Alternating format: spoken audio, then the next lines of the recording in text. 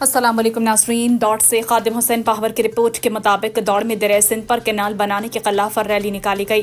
Rally से peoples party शहीद भुट्टो के रहनुमा अयास जमाली ने खिताब करते हुए कहा कि दरिया सिंध पर हमें कोई भी कैनाल किसी भी सूरत में कबूल नहीं है। सिंध का दरिया हमें अपने बुजुर्गों से विरसे में मिला है, तब भी हमें दरिया सिंध बहता हुआ मिला था।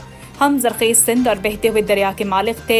उन्होंने कहा कि सदर आसिफ अली ज़रदारी के गैर कानूनी दस्तखत के जरिए हमसे दरिया सिंध का पानी छीना जा रहा है। हम अपने हक के लिए हर महज पर लड़ेंगे और जदोजहद जारी रखेंगे।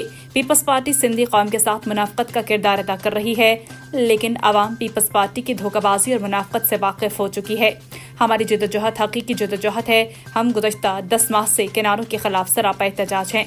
हमारी आगाही देने के बाद ही वकला पार्टियां मैदान अमल में आई हैं और अमली जदोजहद में हमारे साथ हैं। वफाकी सरकार अपनी हठधर्मी छोड़कर कैनाल मंसूबे को मुकम्मल तौर पर ख़त्म करे, दूसरी सूरत में वफाक का वजूद भी खतरे में पड़ जाएगा। कुदरती निज़ाम के जरिए दरिया सिंध समंदर तक पहुँचता है, जिससे डेल्टा की बहाली होती है। आज सिंध के अवाम गली कूचों में कैनाल्स के खिलाफ सरापा एहतजाज हैं।